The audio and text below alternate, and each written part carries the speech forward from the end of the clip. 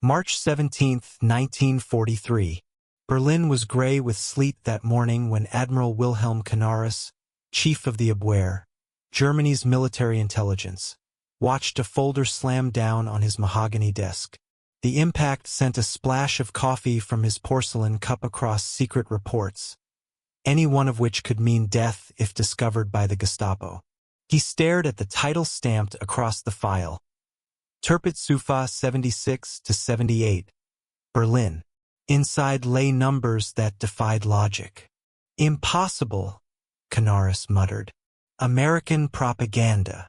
Through the tall windows of Abwehr headquarters, he could see the Landwehr Canal, where Rosa Luxemburg's body had been thrown 2 decades earlier. He had lived through one German collapse already. Now, as the Third Reich spymaster, he held in trembling hands evidence that the second might already be inevitable. The report claimed that at a Ford Motor Company plant in Michigan, Willow Run, the Americans were building one B-24 Liberator bomber every hour. Each B-24 contained over 1.5 million parts, 450,000 rivets, and 30,000 separate components. An 18-ton flying fortress rolling off an assembly line faster than Germany could build a simple Kübelwagen Jeep. Major Friedrich Wilhelm Heinz, standing rigidly before the Admiral's desk, had verified the figures 3 times. Every calculation came back the same.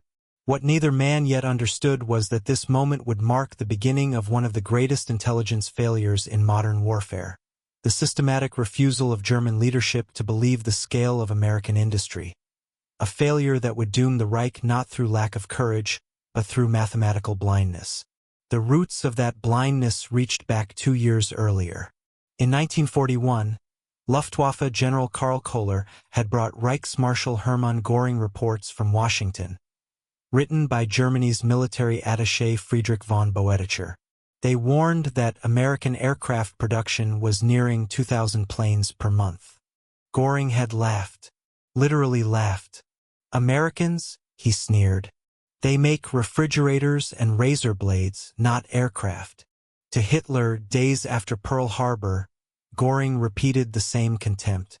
Their democracy makes them weak. Their mongrel population makes them inefficient. Their Jews make them corrupt. They cannot produce what they claim. But by 1943, reports from across the Americas were painting a very different picture, and they all said the same impossible thing. German agents in Mexico City, Spanish diplomats in Washington, Swedish businessmen returning from Detroit, even intercepted letters from factory workers, all told of a miracle of production. Ford's Willow Run plant alone, they said, was producing more bombers than all of Germany's aircraft factories combined. Oberstleutnant Nikolaus Ritter, head of Abwehr's Air Intelligence Division, spent weeks analyzing the data. Ritter was no ordinary officer, a former Lufthansa pilot. He had lived in New York for nearly a decade before the war. From his Manhattan apartment, he had watched Americans raise the Chrysler Building into the clouds in less than 2 years.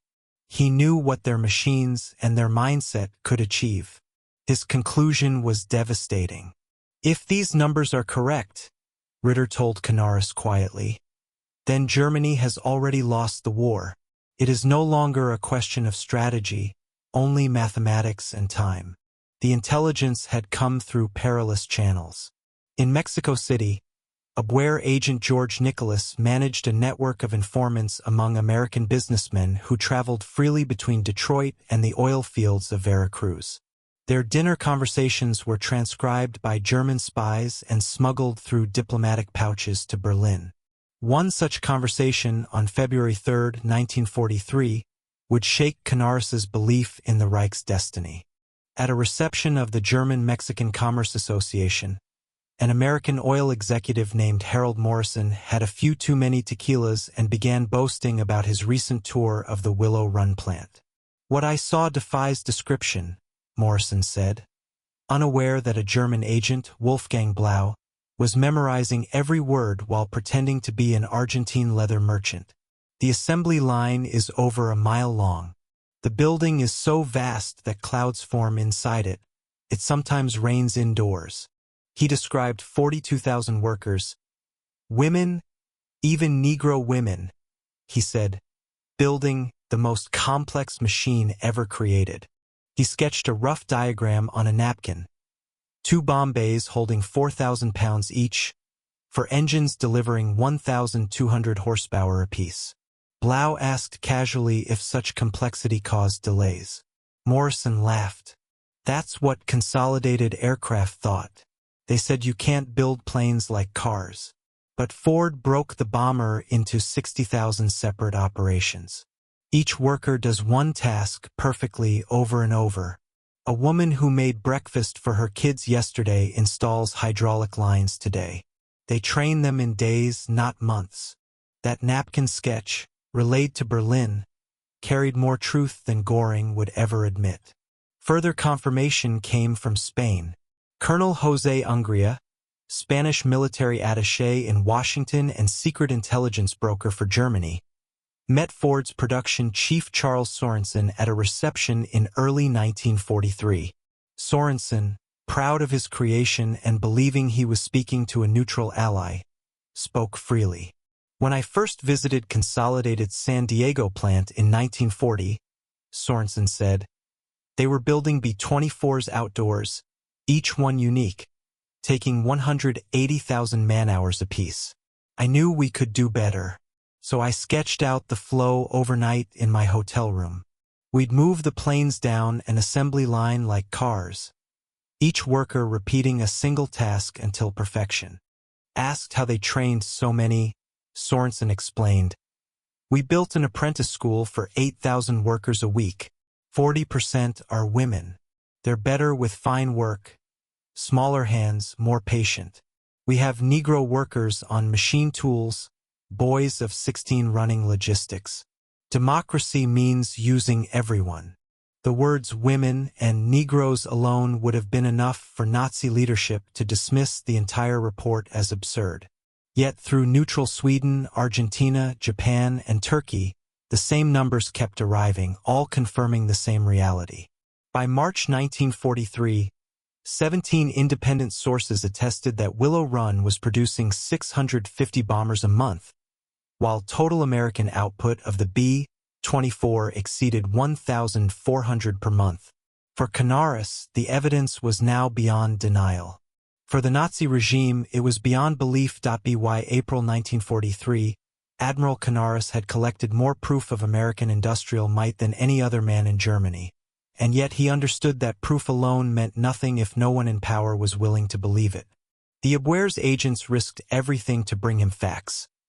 Shipping manifests, intercepted telegrams, first-hand accounts, even fragments of company blueprints smuggled out of Mexico City and Spain. Each report told the same story. The United States was building aircraft at a pace that defied comprehension. But Canaris knew his superiors. To them, the figures would sound like defeatism, a word that could end a man's life. The only way to make them believe, he decided, was through direct evidence. Thus began Operation Pastorius, a desperate and ultimately doomed attempt to confirm the impossible. In June 1942, a German submarine, U-202, surfaced off the coast of Long Island. From it stepped George John Dash, the leader of an 8-man team of saboteurs. Their mission, drafted by Canaris himself, was not only to destroy industrial targets but also to gather first-hand intelligence on American aircraft production. Dash had lived in the United States for nearly 20 years. He spoke English like a native, knew the rhythm of American life, and understood its relentless productivity. But when he landed that foggy morning, the mission already weighed on him like a death sentence. Within days, racked by guilt and the futility of his task, Dash surrendered himself to the FBI. During interrogation, he dropped a revelation that stunned his captors. Canaris told me personally, Dash said, that Berlin doesn't believe your production figures. They think Willow Run is propaganda. He wanted proof, photographs, employment records, anything to convince Göring that the Americans are not bluffing. FBI Special Agent Charles Landman stared at him in disbelief. They don't believe we're producing a bomber every hour? Dash gave a bitter laugh. Agent Landman, I lived here. I've seen Detroit's factories. I told them that if Ford could make a car every minute before the war, they could make a bomber every hour during it. They called me a defeatist. The Americans, he said, didn't need miracles. They had organization, electric power, and a nation of workers who believed their labor mattered. That was the true weapon Germany refused to see. Canaris, meanwhile, continued his futile campaign to make his superiors confront reality. On April 20th, 1943, Hitler's 54th birthday, he traveled to Carenhall, Hermann Göring's private hunting estate north of Berlin. The estate was a monument to decadence, filled with stolen art and hunting trophies from conquered nations. It was there that Canaris would present his most dangerous intelligence briefing. The Admiral arrived carrying photographs, intercepted shipping manifests, and coded reports from 17 separate sources. He spread them across Göring's vast oak table like a gambler revealing a losing hand. Herr Reichsmarschall, Canaris began carefully, we now have confirmation. Ford's Willow Run plant is producing one B-24 bomber every hour. They have maintained this rate since January. Göring, bloated and flushed with self-satisfaction, examined one of the photographs, a panoramic view of the factory's mile-long assembly line stretching into the distance. He snorted. Canaris, he said with contempt, do you take me for a fool? These are wooden mock-ups, stage sets for propaganda films. The Americans want us to believe they can build aircraft like sausages. I tell you, they can't produce 50 bombers a month. Canaris countered by placing another document on the table, a freight manifest from the Pennsylvania Railroad showing 16 million pounds of aluminum delivered monthly to Willow Run. Herr Reichsmarschall, this plant consumes more aluminum in 1 month than the entire Reich produces. Göring laughed harshly. Then where do they get this aluminum? From their Negro workers? From their women riveters? You've been deceived by lies, Canaris. American lies. For a moment, Canaris said nothing. He simply gathered his papers, nodded stiffly, and left. He knew that reason had no place in a palace built on delusion. A week later, he was summoned to the Wolfschanz, Hitler's headquarters in East Prussia. Present were Field Marshals Keitel and Jodl, and Propaganda Minister Joseph Goebbels. The Führer was reviewing maps for Operation Citadel, the upcoming battle at Kursk. When Canaris began to speak, Hitler barely looked up. Mein Führer, Canaris said quietly, our intelligence confirms that American production of B-24s now exceeds 1,400 per month. If we include B-17s, fighters, and British production, the combined Allied output will soon surpass our defensive capacity. Hitler's head jerked up, eyes blazing.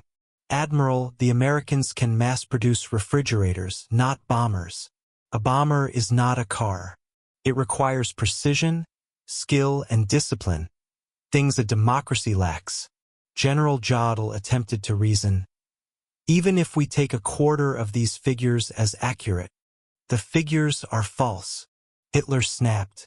They entered the war only 16 months ago. It is impossible. No one in the room dared argue further.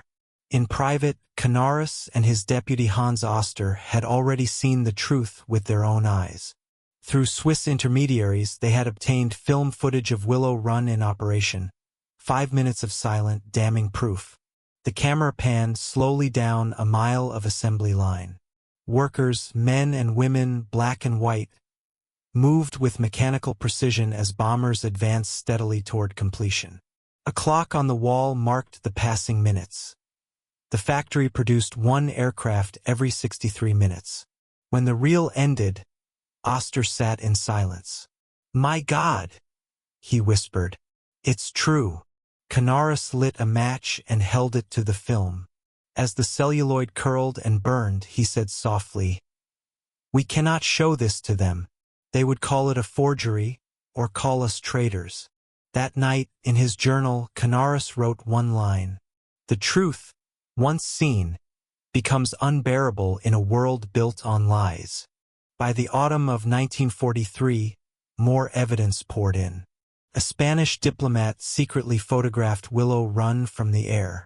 Analysts in Berlin confirmed the staggering details: 12,000 cars in the parking lots, proving round-the-clock shifts.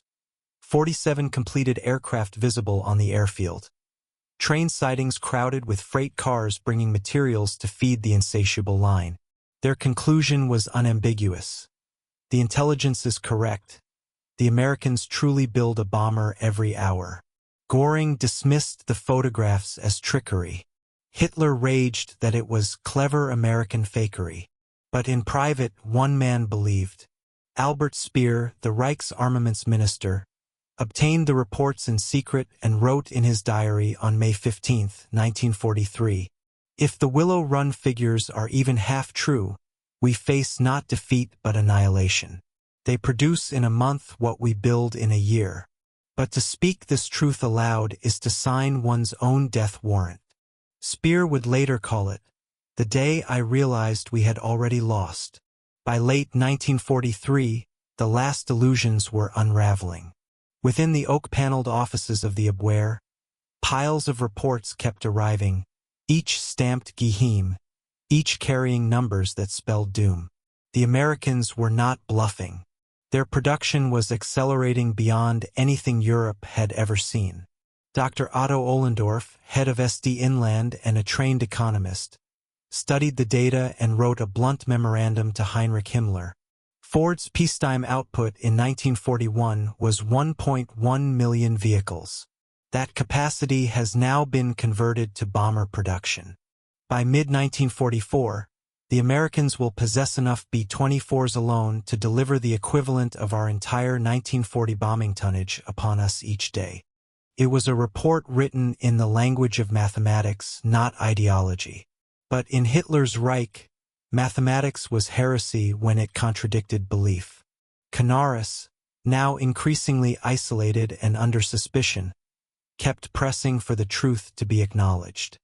His latest dispatch contained projected American production figures for 1944: 18,000 B-24 Liberators, 12,000 B-17 Flying Fortresses, 1,000 B-29 Superfortresses, 40,000 fighter aircraft, a total of 86,000 planes, a number so vast that even the pencil marks on the page looked absurd. When the figures reached Hitler, his reaction was explosive. "The Americans claim they will produce more aircraft in 1 year than the world has ever built in all of history," he shouted. "It's absurd." But absurdity had already become reality. In February 1944, Canaris was dismissed. The charge was defeatism. His replacement, Walter Schellenberg, was a loyal functionary who would tell Hitler what he wanted to hear. The last man in Germany willing to tell the truth about American production was gone. Yet reality was approaching on the horizon, in the roar of thousands of engines. On February 20, 1944, the Allied Air Forces launched Operation Argument, later known simply as Big Week. Over 1,000 American bombers, many of them B-24s from Willow Run, filled the skies above Germany. Their mission: destroy the Luftwaffe's aircraft factories and crush what remained of German air defenses. For 6 days, the raids continued without pause. More than 3,800 tons of bombs fell on Leipzig, Regensburg, Schweinfurt, Gotha, and Brunswick.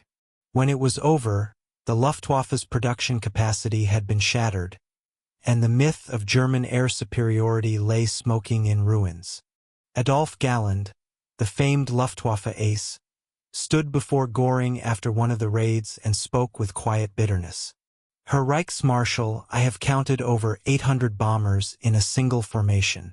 These planes are real, and they are dropping real bombs." But Göring, cornered by his own arrogance, could only bluster. "They must be exaggerating their numbers. No nation can build so many aircraft." Gallen's reply cut through the silence. No nation except one that believes in reality. By the summer of 1944, the truth could no longer be denied. When D-Day arrived on June 6, more than 11,000 Allied aircraft filled the skies over Normandy, a thunderous steel cloud that blotted out the sun. Against them, the Luftwaffe could muster fewer than 300 fighters. German Field Marshal Hugo Sperl sent a grim message to Berlin. Enemy air superiority is absolute. Our intelligence was correct. We were deceived not by the Americans, but by ourselves. The numbers were merciless. The Americans had not merely outproduced Germany, they had outproduced reality as Germany understood it. Meanwhile, in Michigan, the miracle of Willow Run had reached its zenith.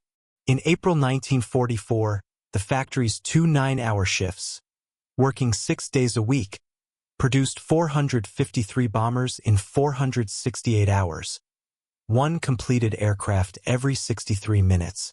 The factory employed 42,331 workers. Of those, 11,000 were women, 3,800 were African American, and 1,200 were disabled. It was a demographic that shattered every Nazi assumption about racial and social hierarchy. The inferior races, the weaker sex, they were the ones building the machines that would end the Reich. To the Americans, it was not ideology. It was simply work. To the Germans, it was a revelation too dangerous to believe. When Canaris's former subordinates reviewed the intelligence after the war, they admitted how completely the system had collapsed. "We were drowning in accurate reports," said Hans Berngisevius, an Abwehr officer who later escaped to Switzerland. The tragedy was not lack of intelligence. It was that no one dared to believe it because belief meant defiance, and defiance meant death. By then, Canaris himself was already condemned. In July 1944, after the failed assassination attempt on Hitler, his involvement in the resistance sealed his fate. He was arrested, interrogated, and imprisoned at Flossenburg concentration camp. There, in April 1945, just weeks before Germany's surrender, he was executed by hanging alongside Hans Oster, his loyal deputy. Their crime was not treason against Germany, but treason against delusion. Inside the bombed-out ministries of Berlin, the last fragments of truth survived in ink and ashes. Among them was a final intelligence summary written by Schellenberg's analysts, dated April 20, 1945, Hitler's last birthday. The report confirmed once again Willow Run's hourly production rate. This final paragraph read, "We reported this truth 2 years ago. We were not believed. Germany dies not from lack of intelligence, but from lack of wisdom to believe intelligence that contradicts what we wish to be true. Let future generations learn. Reality does not bend to ideology. Mathematics does not yield to mythology. Truth ignored becomes tragedy." The report was never delivered. By the time it was written, Hitler was already sealed inside his bunker, and the bombers built at Willow Run were raining fire upon the ruins above. In those final months, Albert Speer, perhaps the only realist left among Hitler's inner circle, tried to preserve what little remained of Germany's industry. He later recalled in his Nuremberg testimony, "To accept that Ford could produce a bomber every hour was to accept that our entire worldview was wrong, that democracy was not weak, that racial mixing did not cause decay, that women could do men's work. To believe it would mean admitting we had started a war we could never win. And who among us would dare tell Hitler that?" The answer, of course, was no one. When the guns at last fell quiet in May 1945, the truth that Germany had refused to believe was written everywhere, in the craters that once were cities, in the endless convoys of American trucks that rolled across Europe, and in the shimmering aluminum wings stacked by the hundreds on Allied airfields. The numbers that Canaris had tried to make his superiors face had now become the visible landscape of defeat. In a single year, the United States had produced 96,000 military aircraft, more than the entire Axis combined. The war that Nazi Germany believed could be won through ideology had been lost to arithmetic. In the ruins of Berlin, Allied intelligence officers sifted through the remnants of the Reich's files. They found memoranda stamped unglaubwürdig, not credible, attached to reports that turned out to be entirely accurate. One dossier from 1943 summarized American industrial capacity almost exactly, down to the hourly rate of production at Willow Run. It had been ignored because the truth offended belief. A British analyst studying the pile wrote in the margin, "These papers are not records of intelligence failure, but of faith overruling fact." For the men who had lived through it, the bitter irony was impossible to ignore. The Reich had invested billions in spies, networks, and codebreakers. Yet the fatal weakness lay not in the gathering of information, but in the moral courage to accept it. Across the Atlantic, Willow Run began to fall silent. The factory that had once roared day and night now echoed with the hollow thump of empty hangars. Production ceased in June 1945. Ford sold the plant to Kaiser Frazer Motors, and soon cars replaced bombers on the assembly line. But the spirit that had built it never vanished. On a windswept Michigan morning, a group of former workers gathered for the last shift. Many were women who had taken up rivet guns when their brothers went to war. One of them, Helen Lucille, wiped her hands on an oil-stained rag and said to a reporter, "We didn't win the war with bullets. We won it with ours." The reporter asked her how it felt to stop building bombers. She smiled.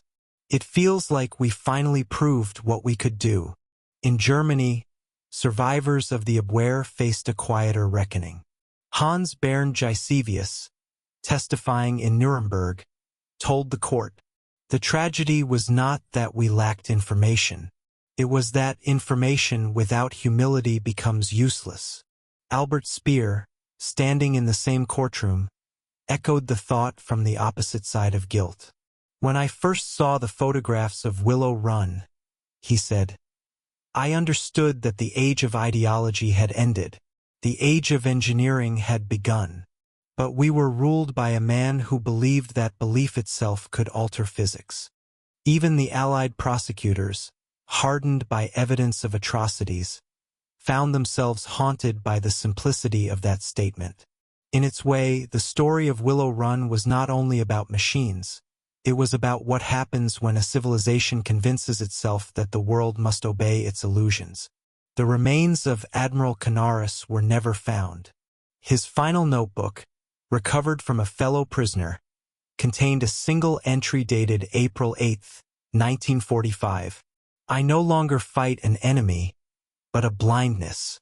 One day, others will call this blindness by its proper name, fear of the truth." That line would later be engraved on a memorial stone outside the rebuilt German intelligence headquarters in Berlin. Visitors often stopped to read it, unaware that it was written by a man who died for the simple act of believing numbers.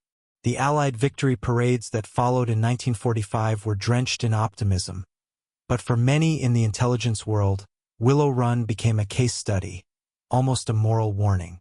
The Americans celebrated it as a symbol of industrial democracy, proof that free citizens, when organized with purpose, could outproduce tyranny. Yet behind every cheer was a quieter question. How many future wars would begin with leaders who refused to believe what their own experts told them? In 1946, the newly formed Central Intelligence Group, precursor to the CIA, circulated a confidential paper titled The Canaris Lesson.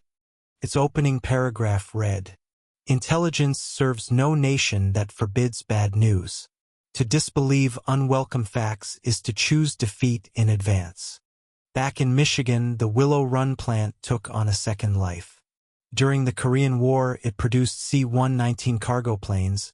During the Cold War, parts for bombers that now carried atomic payloads. Yet the site's legacy remained inseparable from that fevered period of the early 1940s when ordinary people, working in shifts around the clock, had built one aircraft every hour and changed the course of history. In later years, as historians pieced together the tangled web of the Abwehr, one question kept returning.